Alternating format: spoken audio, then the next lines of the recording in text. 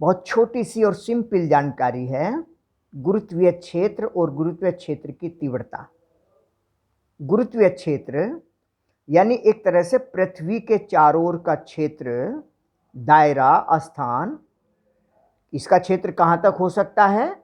जहाँ तक ये किसी पिंड को अपनी ओर आकर्षित करे। मान लीजिए अनंतता पर किसी पिंड को भेज दें। अनंतता का मतलब है वहाँ पिंड पर लगने वाला बल 0, स्थितिज ऊर्जा 0, विभव भी 0। और जब बल ही नहीं लगेगा, इसका मतलब है कि यहाँ से आगे कोई क्षेत्र इसका नहीं है। तो बहुत सिंपल सी परिभाषा है। पृथ्वी के चारों ओर का वह क्षेत्र जहां तक रखा हुआ कोई भी पिंड आकर्षण के बल का अनुभव करता हो, और जहां बल नहीं होगा वहां उसका क्षेत्र भी नहीं होगा। अगर किसी बिंदु पर F बल लग रहा हो, यानी किसी बिंदु पर गुरुत्वीय क्षेत्र में कोई m द्रव्यमान का पिंड रखा है और इस पर आकर्षण बल F हो, तो एकांक द्रव्यमान पर लगने वाले बल के बराबर गुरुत्वीय क्षेत्र की तीव्रता कहलाती है। m अदिश राशि है, F बल सदिश राशि है, I भी सदिश राशि है। जो दिशा I की होगी वही दिशा F की होगी, यानी बल की दिशा ही I की दिशा है। और अगर हम इसकी दिशा लिखना चाहें, फॉर्मूला है Gme/m/r²। ये बल लगेगा, m से डिवाइड करेंगे, कैंसिल हो जाएगा, तो Gme/r², यानी I का मान हुआ Gme/r² और r कैप। क्योंकि ये जो बल लगता है, आकर्षण का बल है, दोनों द्रव्यमान केंद्रों को मिलाने वाली रेखा की सीध में होता है। यही सीध होगी इसकी r। बल्कि ध्यान रखना, यहां एक माइनस का साइन भी तुम्हें लिखा हुआ मिल सकता है, क्योंकि बल इधर लगता है और यहां से r दूरी ऐसे है, लेकिन इस पर बल ऐसे लगता है। तो वस्तु यहां अगर तीव्रता देखनी है तो चूंकि यहां से दूरी मापेंगे तो ये दूरी इधर से नापेंगे, माइनस होगी, तो r की दिशा में गुरुत्वीय क्षेत्र की तीव्रता होगी, यानी I की जो दिशा है वो ये होगी, इस दिशा में। r की दिशा ऊपर है। दो द्रव्यमान कणों के मध्य किसी बिंदु पर अगर बल की बात करनी हो, जैसे m1 द्रव्यमान का एक पिंड यहां रखा हुआ है, m2 द्रव्यमान का एक पिंड यहां रखा हुआ है, दोनों के बीच की दूरी r है, और मान लीजिए हम यहां बीच में m0 मास का कोई छोटा सा द्रव्यमान रख देते हैं, जिसका अपना कोई गुरुत्वीय प्रभाव नहीं है। इसकी दूरी अगर यहां से x हो तो आगे बच जाएगी r माइनस एक्स। पूरी दूरी r है, x घटाएंगे r माइनस एक्स। यहां पर ये m1 द्रव्यमान का पिंड इसे अपनी ओर आकर्षित करेगा, क्योंकि दो कणों के बीच, दो पिंडों के बीच आकर्षण बल लगता है। इस पिंड को हमने इतना सूक्ष्म माना है कि इसका अपना कोई आकर्षण क्षेत्र नहीं है। तो m1 द्रव्यमान का पिंड इसे अपनी ओर आकर्षित करेगा, m2 द्रव्यमान का पिंड इसे अपनी ओर आकर्षित करेगा। अगर ये बल ज्यादा है तो इसमें से ये घटाएंगे, इधर बचेगा। अगर ये बल ज्यादा है, इसमें से ये घटाएंगे, इधर बचेगा। तो ऐसे आंकिक प्रश्न आ जाते हैं, और कभी कभी ऐसे भी आ जाता है कि दो द्रव्यमान पिंडों के बीच ऐसा कोई बिंदु बताइए जहां किसी पिंड को रखने पर उस पर कोई बल नहीं लगे। कोई बल नहीं लगे, इसका मतलब ये दोनों बल बराबर होंगे, विपरीत होंगे, निरस्त कर देंगे, और ये बल का मान 0 हो जाएगा। और कभी कभी ये भी पूछ लिया जाता है कि इन दो पिंडों के बीच वो बिंदु ज्ञात कीजिए जहां गुरुत्वाकर्षण क्षेत्र की तीव्रता यहां 0 हो। गुरुत्वाकर्षण क्षेत्र वही, तीव्रता 0 होगी तो बल भी 0 होगा, क्योंकि तीव्रता का मतलब एकांक द्रव्यमान पर लगने वाले बल का मान है।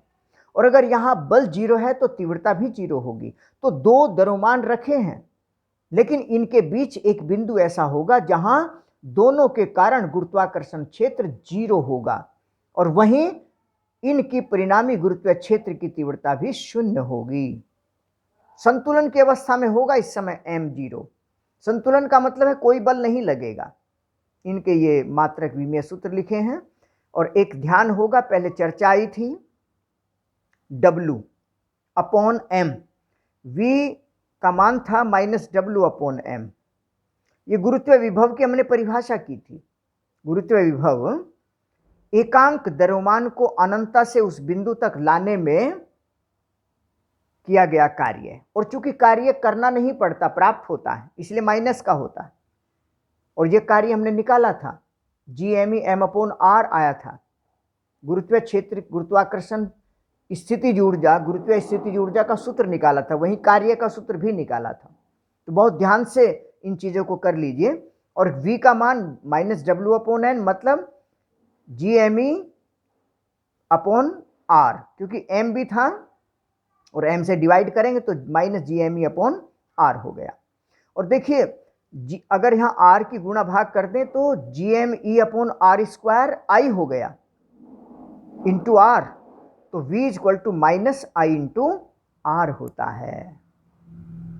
तो गुरुत्व क्षेत्र की तीव्रता दी हुई है, विभव पूछ लिया जाए, विभव दिया हुआ है, गुरुत्व क्षेत्र की तीव्रता पूछ ली जाए किसी भी बिंदु पर पृथ्वी के केंद्र से इतनी दूरी पर, I दिया हुआ है v निकाल लेंगे, v दिया हुआ है I निकाल लेंगे। छोटी छोटी सी बातें हैं, लेकिन ये सूत्र, इतने सारे सूत्र हो जाएंगे एक दिन कि ये सब अगर डेरिवेशन तुमने किया हुआ है, इस सिचुएशन तुम्हें पता है, तो ये अपने आप याद आना शुरू हो जाएंगे। थोड़ी सी जानकारी प्लान ऊर्जा की है। प्लान कहते हैं भागने को, एस्केप। प्लान ऊर्जा यानी पृथ्वी के गुरुत्व क्षेत्र से बाहर निकालने के लिए आवश्यक ऊर्जा। जैसे मान लीजिए ये पृथ्वी है, द्रव्यमान m त्रिज्या r, पृथ्वी के तल पर m द्रव्यमान की छोटी वस्तु रखी हुई है, और इसकी स्थितिज ऊर्जा हमने सूत्र निकाला था, पृथ्वी के केंद्र से r दूरी पर -GME/m/r, और पृथ्वी तल पर RE हो जाएगा, इसे U0 हमने कहा था। तो पृथ्वी तल पर रखी किसी भी वस्तु की गुरुत्वीय स्थितिज ऊर्जा -GME/m/RE होती है। और हाई स्कूल में हमने लिखा था कि पृथ्वी तल पर स्थितिज ऊर्जा 0 होती है, और यहाँ अनंतता पर हमने 0 ली है, यहाँ इनफाइनाइट पर 0 है। तो स्थितिज ऊर्जा को सापेक्ष लिया जाता है। अगर अनंतता पर 0 है तो यहाँ माइनस की होगी, और यहाँ 0 है तो यहाँ प्लस की हो जाएगी। मतलब अगर कोई वस्तु यहाँ रखी हुई है और इसे हम यहाँ से इतनी ऊर्जा दें कि ये सीधे पृथ्वी के गुरुत्व क्षेत्र को छोड़कर बाहर चला जाए, तो कहा जाएगा कि ये पलायन कर गई है, प्लान ऊर्जा। अब ऊर्जा किस रूप में देंगे? वेग के रूप में देनी होगी। तो यहाँ से अगर हम v वेग से इसको फेंकते हैं, इसका मतलब इसकी गतिज ऊर्जा होगी 1/2 mv²। तो 1/2 mv e for escape, plan, 1/2 mve², ये गतिज ऊर्जा हम देंगे। और ये ऊर्जा कितनी होनी चाहिए? जितनी ये माइनस की है उतनी प्लस के बराबर हो जाए। यहाँ टोटल एनर्जी इसकी माइनस की है इतनी, अगर इतनी ऊर्जा प्लस की दे दो तो 0 हो जाएगी। 0 का मतलब यहाँ चला जाएगा, तो अनंतता पर भेजने के लिए इसको +GME/m/r इतनी ऊर्जा की आवश्यकता है। और ये ऊर्जा हम इसको गतिज ऊर्जा के रूप में दे रहे हैं, 1/2 mve² के रूप में दे रहे हैं, GME/r। m से m कैंसिल हुआ, GME का मान GRE² होता है, GME बराबर GRE²। ये फॉर्मूला निकाला था, स्मॉल g और कैपिटल G का संबंध एक निकाला था, G बराबर GME/r² था। तो GME की जगह GRE² लिखेंगे, r² कैंसिल हो जाएगा, RE। तो यहाँ से ये RE कैंसिल हो गया, √2GRE। और G का मान हम जानते हैं 9.8 होता है, RE का मान 6400 किलोमीटर, वैसे 63-70 किलोमीटर होता है। अगर इनको मान को रखा जाए तो 11.2 किलोमीटर प्रति सेकंड आता है। तो देखिए इसका मतलब है प्लान वेग, जिससे प्लान ऊर्जा मिलेगी, वो प्लान वेग किसी पिंड के द्रव्यमान स्मॉल m पर निर्भर नहीं कर रहा है। इसका मतलब ये हुआ कि चाहे यहाँ 1 किलोग्राम के पिंड को हम 11.2 किलोमीटर प्रति सेकंड का वेग देकर ऊपर फेंक दे, तब भी वो गुरुत्व क्षेत्र से बाहर हो जाएगा।